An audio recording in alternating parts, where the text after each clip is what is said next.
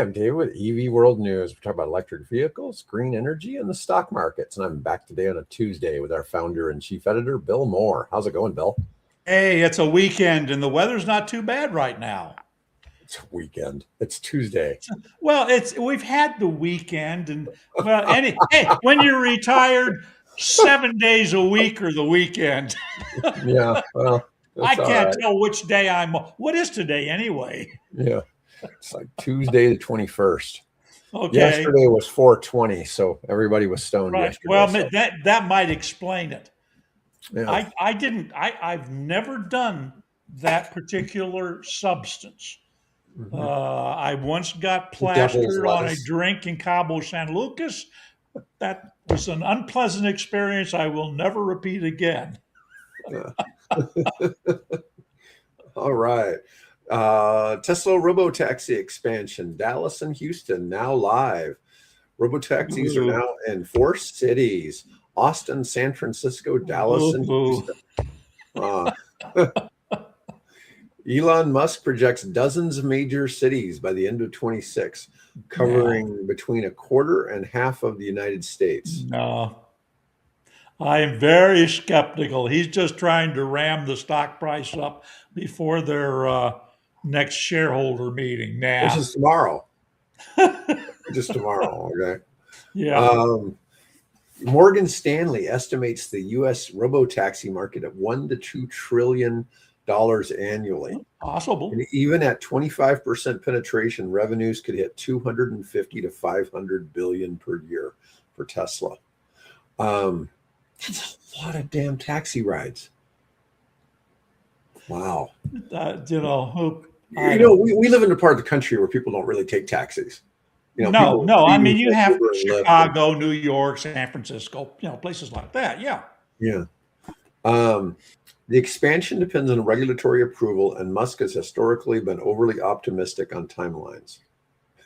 Historically been overly optimistic. Overly Yeah. optimistic since about what, 2008? Yeah. Let's just say he's Oh, not real good at estimating dates. well, he's good at manipulating his stock price. I mean, they eventually come through. Mhm. They put rockets and return them down. And they do come up with car models. Their truck apparently the latest is the semi is a considerable improvement over what was introduced earlier, although it was supposed to have been rolled out 5 years ago. But so they're making progress. But wow, are his estimates Yeah. often way off the mark? Yeah. So They're terrible. You know, in some places, car ownership will no longer make sense. Well, if you live in a lot of big cities, especially like if you live in like Manhattan, would you even want to oh own a god, car? yes, Yeah, I mean, I would see some of that as just being terrible. Whereas as you get more rural, you have more and more need a uh, yeah. for a car. Yes, exactly. So I don't know what the median, what is this somebody's going to need to do a study on this. What is the population density?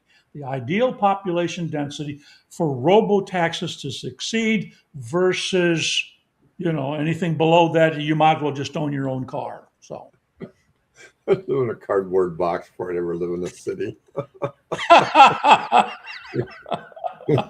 well, believe me, I understand that. Yes. Yeah. When I go to where Omaha is considered to be sort of a big city, our metro has about 800,000 people. Okay. We're not all that big. And I'm comfortable if I go to like Dallas, but I don't really like going to Houston. Houston's like the fourth largest city in the United States.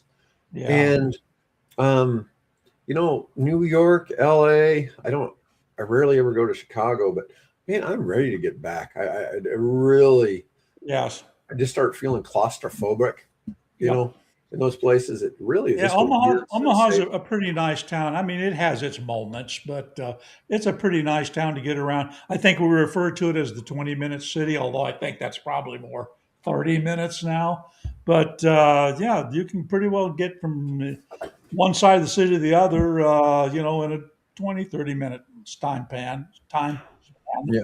Yeah, Bobby, I'm currently shopping for a used Model Y with hardware 4, because I think that's the most likely ones that I could put it out on the road to work for me at night, and send my Model Y out into the world to, earn a living for me. Earn a little living. Yeah, exactly. In Yeah. fact, I saw a AI slop video this morning. I turned it off, talking about where Tesla is and the numbers of robotaxis, cyber taxis that they're producing down in Austin and things. So yeah, they said you'll be able to buy one of those cars by the end of the year. What that means is I guess I could take out a loan and buy one and put it on the road and let it go earn income for me. Maybe. I don't know. And then Be come pick interesting. you up whenever you need a ride. And then whenever I need a ride, who needs my car now? I can Yeah. get rid of well, I don't think so. Judy likes the Fiat too much. Yeah. With that limited range, it's going to be hard for it to be on the road all the time. Well, yeah, but this is her little run around town to Hobby Lobby and the whatever else she likes to do. I mean, so yeah. Hey, I got this weekend. We had the Bellevue Earth Day event, and Mhm. we had a cyber truck show up. What And I color got was it? what's that? Oh, it's just stainless Just steel. They plain. haven't. Yeah, stainless steel. Mhm. Belongs to a guy named Ron Haas, and he brought his two boys, and they got they were the predominant feature of the show. But what was interesting is he told me, he's showing me this. They've got the app, and the app just tells you everything about the car, Mhm. or the truck in this case. And he owns three Teslas. Mhm. The Cybertruck being one, I think a Model Y, and whatever else the other one was.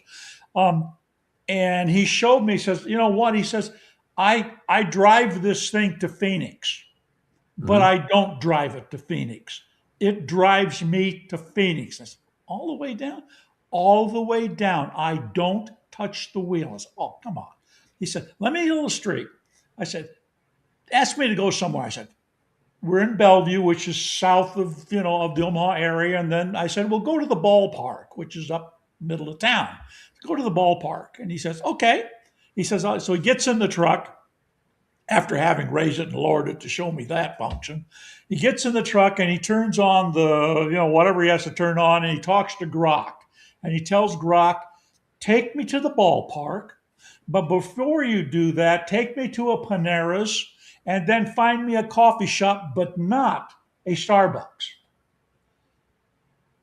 And then Grok, bing, prints a map Mhm. of his route from Bellevue University to the ballpark downtown, with stops at a Panera's and a not Starbucks coffee shop. Yeah. And he said, now, if I got in it, I wouldn't have to touch the wheel. It would drive me there, find a place to park, and I wouldn't ever have to touch the wheel. So I thought, okay, this is really interesting. That's my first experience with somebody that uses that function like that. He likes it. Yeah. Interestingly, he is a former naval intelligence officer. So Mhm. anyway, Nice. Nice. I like that. Um, I may go to Texas next week to meet with one of the largest apartment developers to talk about solar canopies and free mhm. level one charging for their tenants next week. Hey, we should talk, because I want to show you an idea I had for a bike park. Hmm. But the idea that I integrated into that were the solar panels, Hmm. and the solar panels track the sun. Okay. Hmm. And I got to thinking, I saw an ad on, I don't know, YouTube or something, not on YouTube, but on Facebook, that had that solar panel that parked over your car.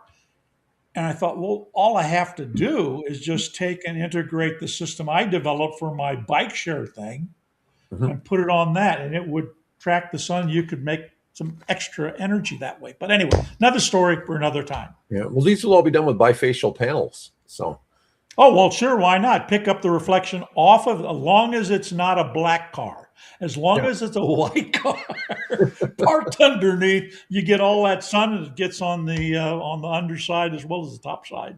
Yeah. Why Mhm. not? Um, yeah, so it shouldn't be that hard to make the drive from Tucson to Phoenix if there's only one turn. Oh yeah.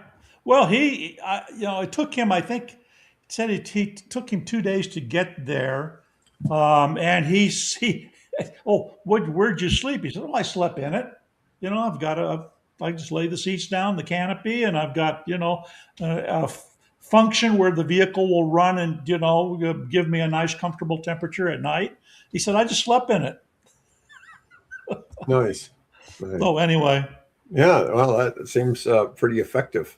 yeah, Um, yeah, it's surprising when you talk to people, the difference between a Tesla and another brand's vehicles, some of the features they bake in, right. and sometimes it's just hard to Hey, comprehend. you could not do that as far as I know. You won't be able to do that with an F-150 Lightning, right? No, And you can't do that with, at least at this point, with a Rivian. no, So I mean, I think they'll get there, but at this particular point in time, I have to admire what. Now I haven't ridden in the truck, right? He just right, told me that this yeah. was so. At some point, maybe I'll just get to ride with him. And here, don't follow that route. Tell me where you're going to go and let it drive, and I'll sit there like this. I used to But have anyway, the dark green and with gold accents Eddie Bauer vehicle from Ford, and okay.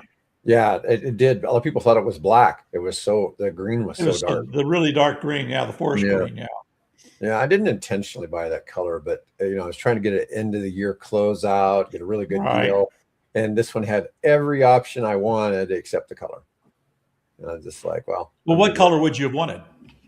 it. I would have preferred white, Okay. honestly, just plain white. But um, the other thing, or black for that matter, but I had to have the towing package. I had to have the biggest engine.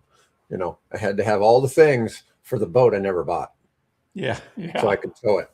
Yeah. Oh, Hey, interesting. Lucid and Rivian are up, and everybody else is down. Wow. yeah, go figure. So Tesla quarter one earnings are tomorrow. We could get a big surprise.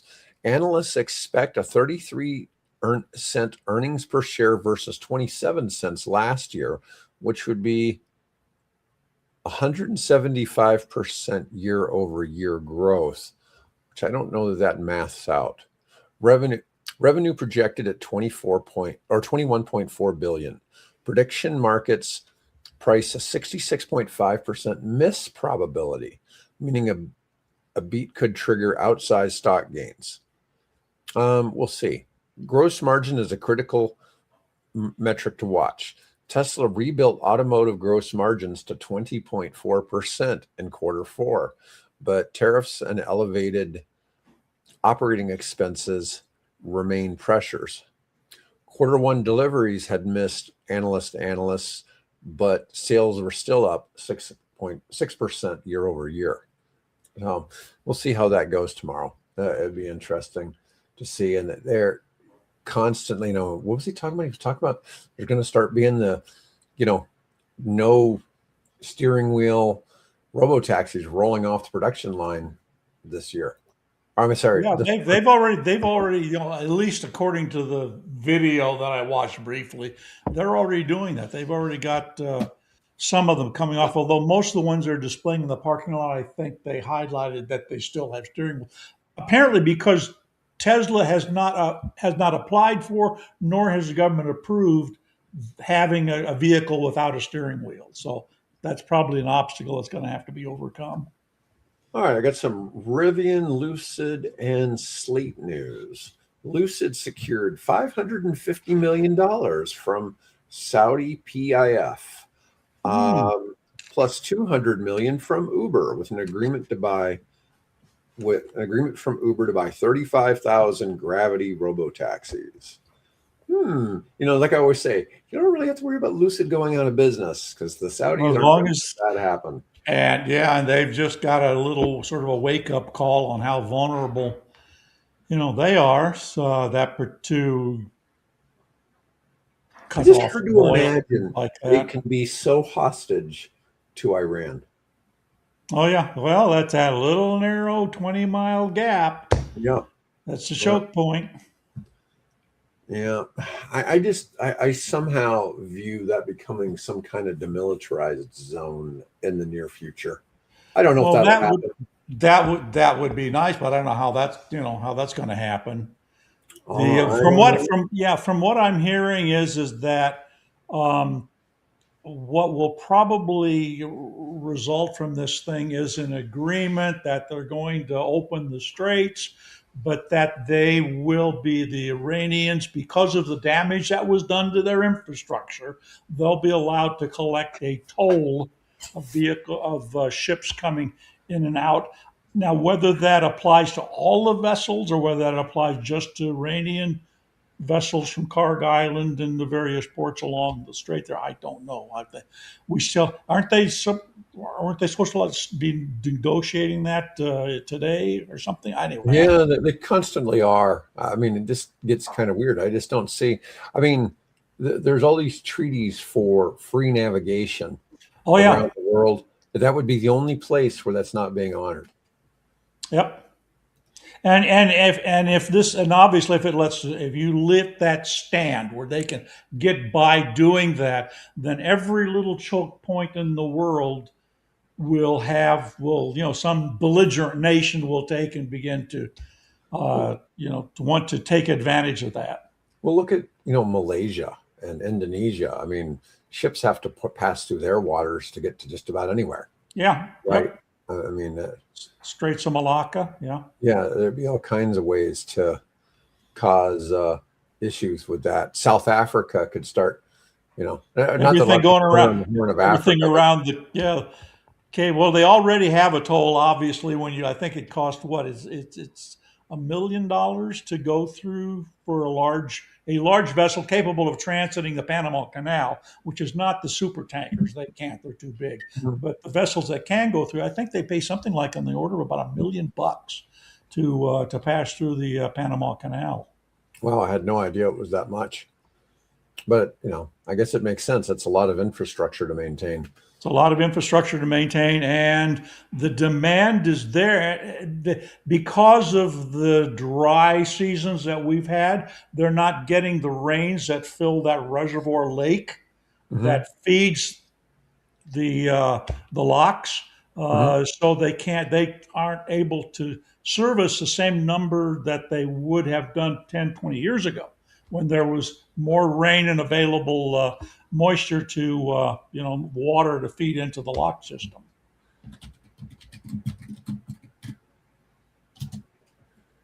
Let's see. Lucid has appointed Silvio Napoli as its new CEO to accelerate growth, profitability, and manufacturing scale. He was previously the CEO of Schindler Holding AG, brings industrial expertise to lead the EV maker during a reset moment, includes $1 billion of new funding. He's racing to launch the new midsize Cosmos and Earth EVs, compete with the Model Y and the Ioniq 5. In RIVN news, the R2 midsize SUV delivery is expected this spring. Oh. Is a critical make or break moment for the company. I don't And know. the factory was hit by a tornado last week. The one in Texas or the one in No, the Illinois one in Indiana. or Indiana? Or It's Illinois, sorry, the it's in, Illinois factory. it's in some normal place, right? Yeah, in Normal, Illinois. Yeah, exactly. But I'm trying to. I think it was the part area that it hit was where they have their parts supply. Hmm. It didn't hit the assembly line building, but it did hit the part where they take and store and manage the logistics of the parts that go into making the vehicle. Uh, So they from what they were saying or what I've seen, they thought they could probably be back up and running this week. There were no injuries, nobody was hurt, thankfully. Mhm. But that bunch of storms that went through last week got them. Hmm. Slate. We haven't talked about Slate in a while. Slate raised $650 million in a Series C round for its $25,000 bare bones electric pickup truck. Crank windows, no infotainment, convertible truck SUV. I actually was at a meeting last week or week before last where the gentleman sitting at the table with me said, Mhm. I have an order in for a Slate. So I've actually met somebody here in Omaha that wants to buy one.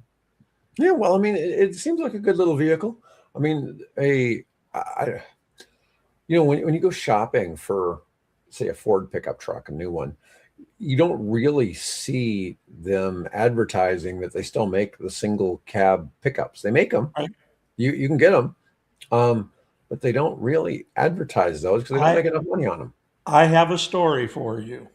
Hmm. My grandparents living in southwest Iowa, as they Hmm. got older, what they had, their only vehicle, and I'm trying to think, it was probably an old Ford in Hmm. the 1950s vintage, with before they went boxy, with Hmm. had all sort of the more streamlining and curved, fenders and things like that.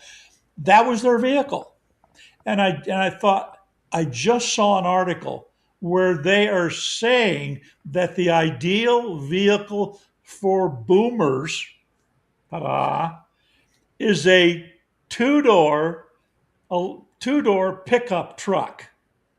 And I got, yeah, I could see that if I could get an electric, because there's times when I maybe want to haul some stuff in the back of it, but most of the time it's just my wife and I, Yeah, right? So easy to climb in and well, especially the easy to slate be a little lower, so it'll be a little easier to climb in and out of. easier to climb in and out. And I thought, yeah, that makes sense. I mean, that worked for my grandparents in the 1950s.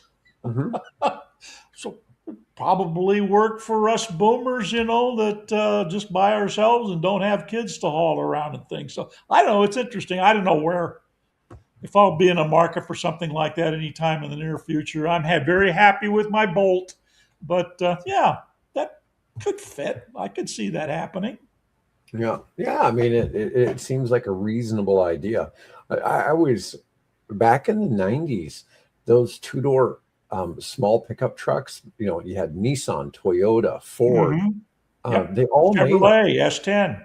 Yeah, that's right. The S10. There was a whole bunch of them, and they were really popular. Well, I thought they were popular. So Right. I owned a security company in the '90s.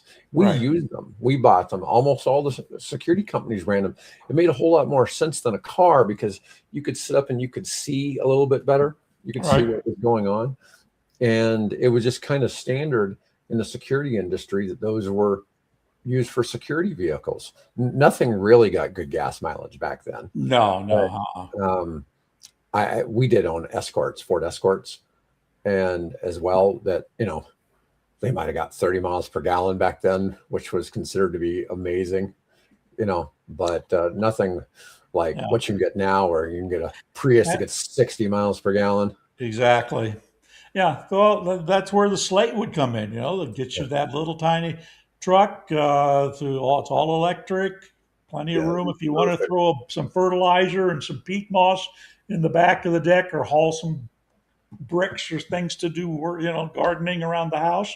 Be perfect for that. Yeah, in the security industry, even the ones I talked about before from Derek Automotive, and they were doing the low speed electric pickup trucks. Right.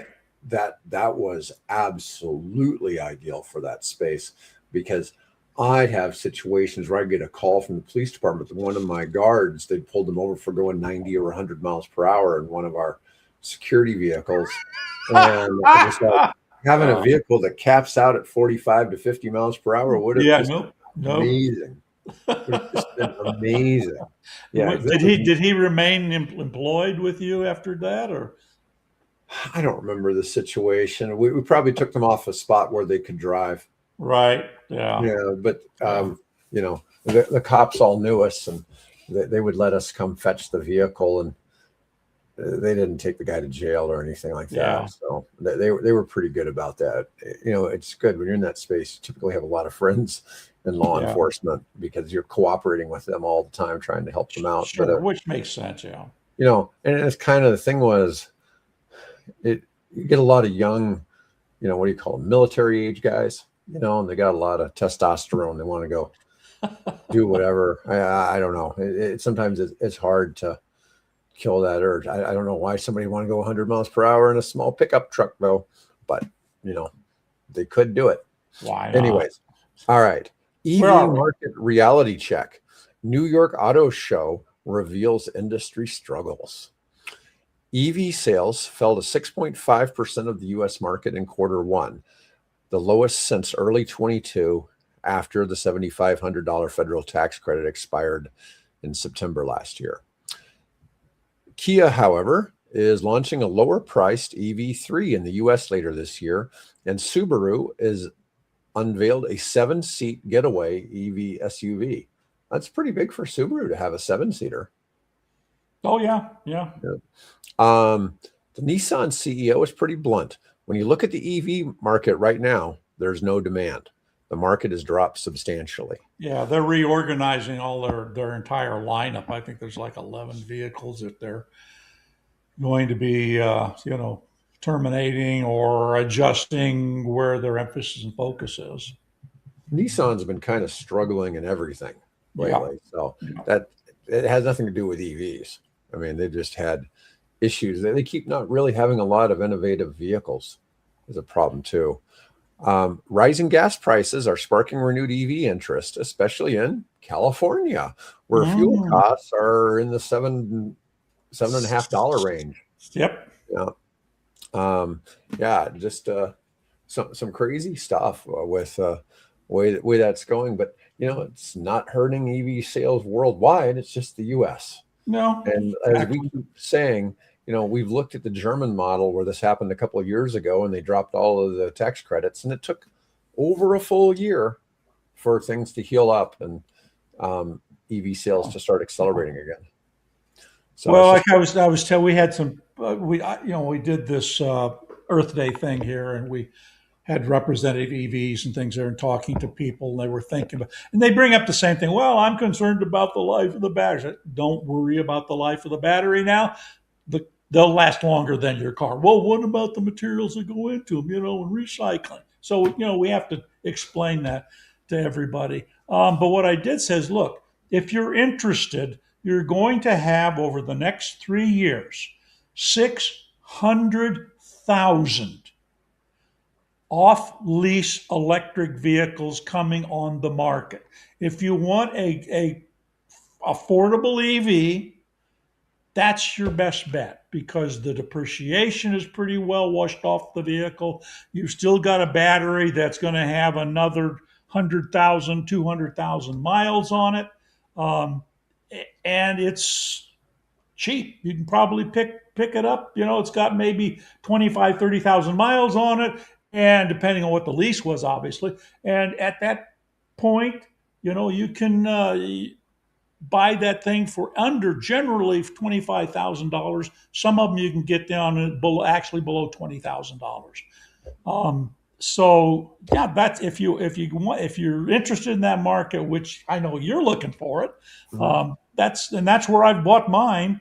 I posted Nikki Gordon. Oh God, I can't remember her name, but Nikki over at Transport Evolved. She's been around nearly as long as I've been. She looks a lot better though. She did a really good video on what to look for if you're interested in buying an off-lease electric vehicle. So you guys might want to go over to the website, and it's pretty near the top of the website. That'll link over to her video. But if you're looking to get in the market and buy an EV, take her suggestions and take those things into consideration when you're out shopping. So. Yeah, wave of 2023 to 25 lease returns are flooding dealer lots, especially Tesla's Bolts and Ioniq 5s. Yep. Prices dropping significantly as supply exceeds demand.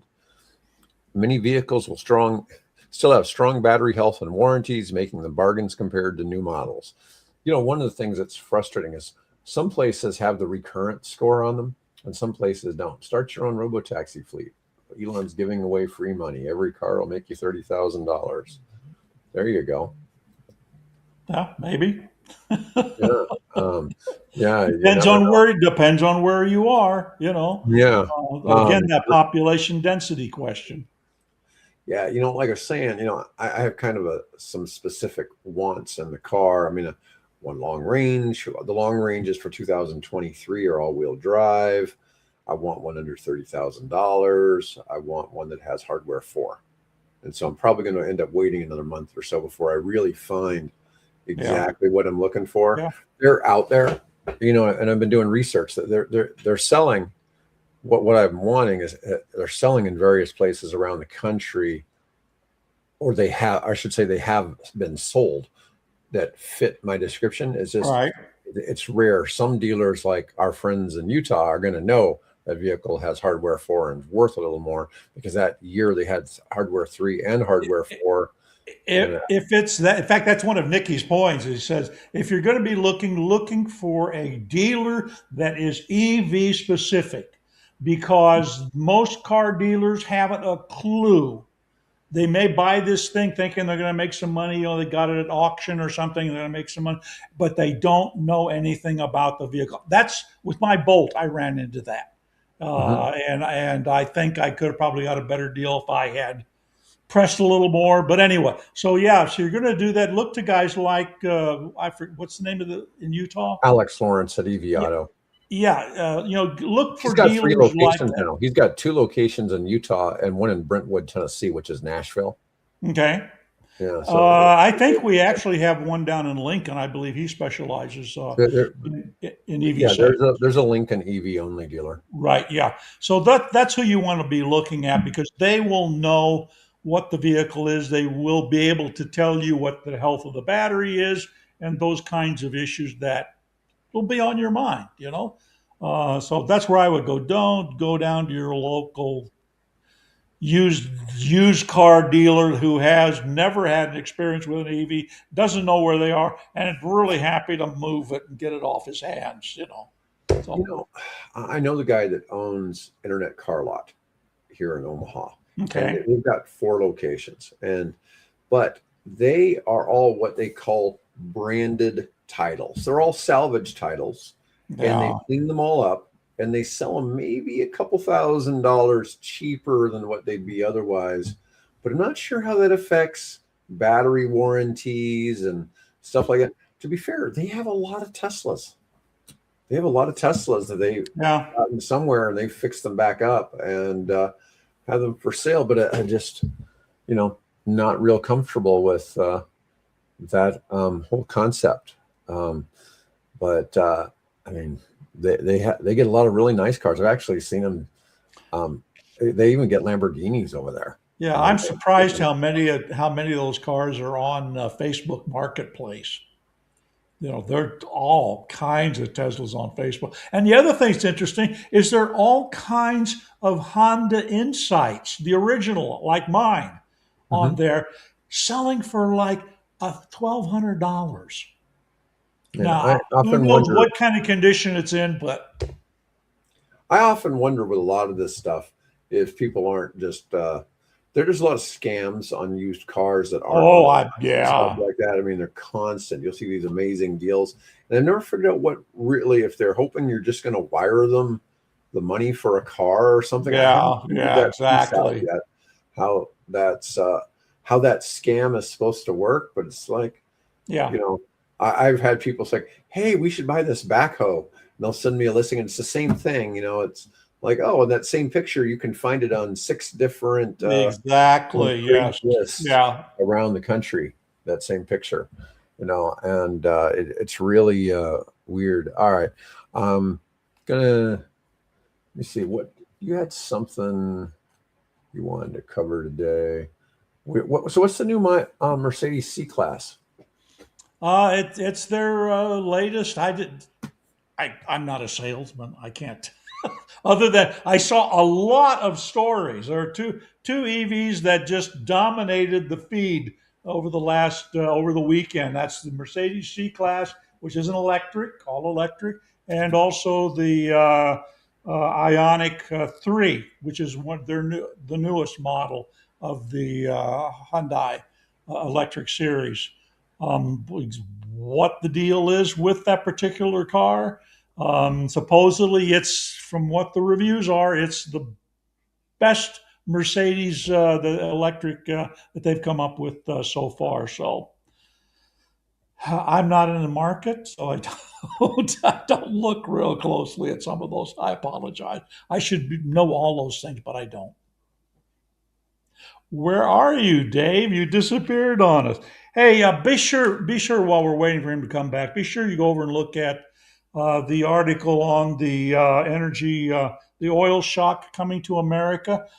That's a real eye opener. I had no idea the impact that this closure of the Straits of Hormuz is having, and what impact that's going to have on us, despite all of our supposed oil and gas and things like that here in America. We've got all these supposed. This is good for America because all those tankers are now coming to America to get our oil. First of all, there's nowhere near enough oil being produced in the United States and nowhere near enough tankers to take that oil and ship it to the places it's needed, which primarily is Southeast Asia and China. And then, of course, I don't know how much urea we produce, but they produce a great deal of fertilizer in the Persian Gulf, and they ship it through the Straits, and that provides the agriculture for the Green Revolution in Southeast Asia, and fertilizing corn and wheat crops and things like that. So this is going to be a very, very significant event in terms of energy, probably more so than we saw in the Iranian oil crisis of the 1970s or the Gulf War in 1990. This is going to be dramatically, according to this particular expert, going to be dramatically more of an event that'll impact us here in the United States. Now, I guess we're supposed to be getting back starting today. I believe the companies that had to pay the tariffs are now entitled to claim $190 billion, some number like that, to get that back. Dave, you're coming into the studio, I hope. There he Yeah. is. Yeah, I'm the one that normally drops out, but now that I've got this new computer, you ooh, know, not so I, much.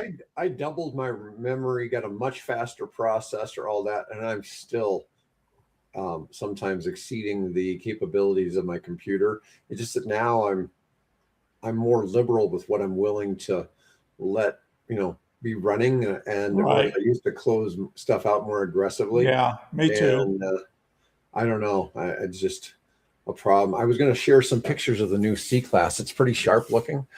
I'm going to try one more time Okay. and just see how if this is a problem again. It might be, it might not, but I started sharing it while you were talking, and all of a sudden my screen just froze out and I blocked completely. There we go. Yeah. Um, Interesting. You like that headlight? That is so cool. yeah, it's nice looking. Yeah, I mean, this is new Mercedes C-Class EVs. They were talking in the article about how it has AMG level performance.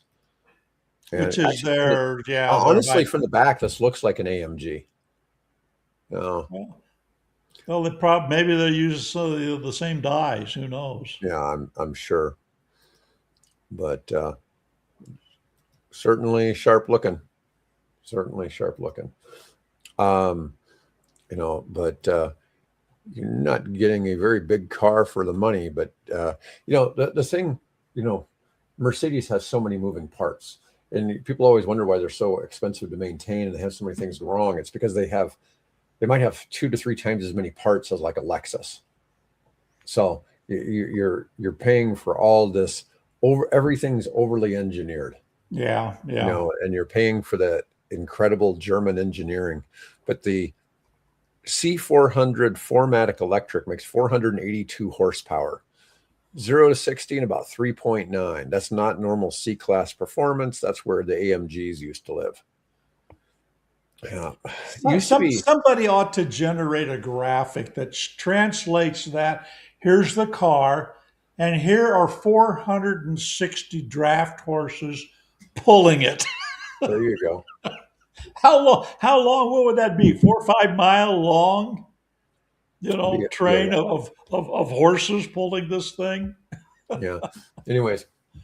All right. Well, Bill, that's all we got for today. Hey, we've entertained folks enough. So thank you for tuning in, everybody.